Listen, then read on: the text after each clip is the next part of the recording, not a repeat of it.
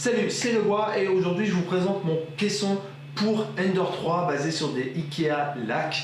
Je vais vous montrer du coup voilà, ce qui est un peu original par rapport à ce caisson, ce qui est bien et ce qui est pas bien. Alors déjà j'avais deux objectifs en tête quand voilà, je me suis lancé dans cette réalisation. Alors le premier déjà c'était de m'assurer qu'il y ait le minimum de poussière sur l'imprimante. Voilà, on sait que la poussière c'est un des ennemis de l'impression 3D, voilà, ça bouche les buses. Ça empêche les pièces d'adhérer au support. Voilà, donc je voulais avoir une espèce de caisson fermée déjà qui limite au maximum la prise de poussière. Ensuite, le deuxième objectif, c'était de limiter aussi le bruit que fait l'imprimante. Voilà, je suis en appartement, donc clairement je ne peux pas trop me permettre d'avoir une imprimante à ciel ouvert qui fait un maximum de bruit. Donc voilà, c'est aussi pour ça que j'ai voulu faire ce caisson. Du coup, je suis parti sur des pièces en fait que j'ai trouvées sur Thingiverse. Je vous mettrai le lien dans la description. Il s'agit principalement de 7 pièces et je sais pas si on les voit bien ici, mais les espèces d'équerres. Voilà, qui permettent en fait de rehausser un petit peu la table parce qu'en fait la Ender 3 est un peu plus grande du coup que la Ikea lac.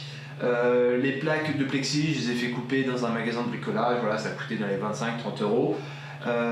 J'ai assemblé tout ça. Alors à la base il n'y avait que le panneau frontal là, qui ouvrait, et puis en fait assez vite je me suis rendu compte que c'était nécessaire d'avoir tous les panneaux qui ouvrent, et notamment celui-ci. Globalement celui-ci c'est celui que je vais ouvrir pour changer le PLA. En parlant de PLA, une des spécificités de ma réalisation, c'est que la bobine elle n'est pas au-dessus. La plupart des réalisations qu'on voit, la bobine elle est au-dessus, et voilà, on a un trou dans le support et le PLA passe dans ce trou. Moi je voulais pas faire ça pour deux raisons. Déjà la première c'est que j'ai mon imprimante 2D qui est au-dessus, et d'ailleurs je trouve qu'intellectuellement c'est très sympa d'avoir les imprimantes 2D et 3D empilées. Et la deuxième c'est que donc, de toute manière avec mon imprimante 2D j'ai plus la place pour mettre la bobine au-dessus, et en même temps je voulais pas avoir la bobine au-dessus parce que si la bobine est au-dessus et que voilà il se passe un certain laps de temps entre deux impressions, et bien il y a pas mal de poussières qui peuvent se déposer sur la bobine. Donc du coup voilà, j'ai mis ma bobine en dessous, j'ai récupéré le support de base de l'Ender 3 et j'ai fait un trou dans ma table, dans ma Ikea lac. Et en fait du coup ça fait tout à fait l'affaire, et entre guillemets du coup ma bobine est plutôt bien protégée de la poussière. Alors du coup comme je voulais limiter au maximum le bruit, l'alimentation j'ai retiré son ventilateur, pareil pour la carte mère qui est en dessous. Alors la carte mère j'ai mis l'évolution la 1.1.5, du coup mes moteurs font beaucoup moins de bruit, et du coup la seule chose qu'on entend maintenant en fait c'est les ventilateurs, le petit ventilateur qu'on a ici.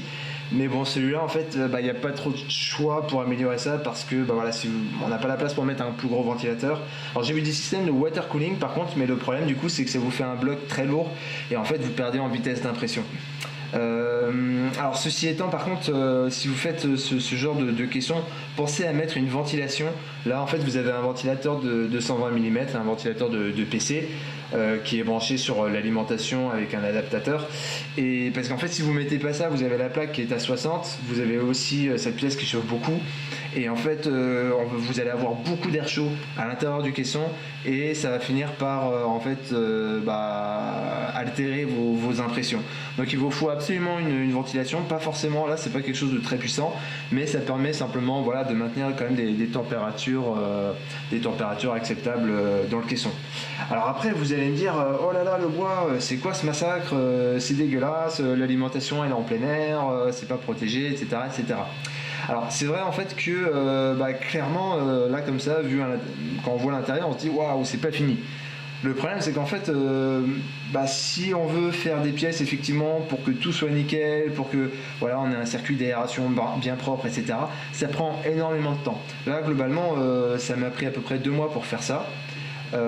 Si je voulais avoir notamment ici un enclos vraiment nickel, il y avait à nouveau 2-3 mois de boulot, et clairement voilà, j'ai pas envie d'acheter une imprimante pour qu'elle passe son temps à imprimer des pièces entre guillemets pour elle-même. Si j'ai une imprimante c'est pour réaliser des projets, et du coup en fait dès que je suis arrivé à quelque chose de fonctionnel, j'ai arrêté de développer mon caisson, et j'ai commencé à retourner à bosser entre guillemets sur mes projets quoi. Et du coup c'est simplement fonctionnel. Alors c'est pas très beau à voir effectivement, mais ça fait le boulot, c'est fiable. Comme vous le voyez, du coup ça fait quand même pas trop de bruit, hein. Vous avez vu en début de vidéo le bruit que ça faisait quand tous les panneaux sont fermés. Alors clairement, je pense qu'on pourrait améliorer l'isolation, mettre des trucs qui absorbent le son, ce genre de trucs. Mais bon, voilà, le niveau sonore est déjà acceptable, donc moi ça me va. Voilà, on a fait le tour un petit peu de ce caisson.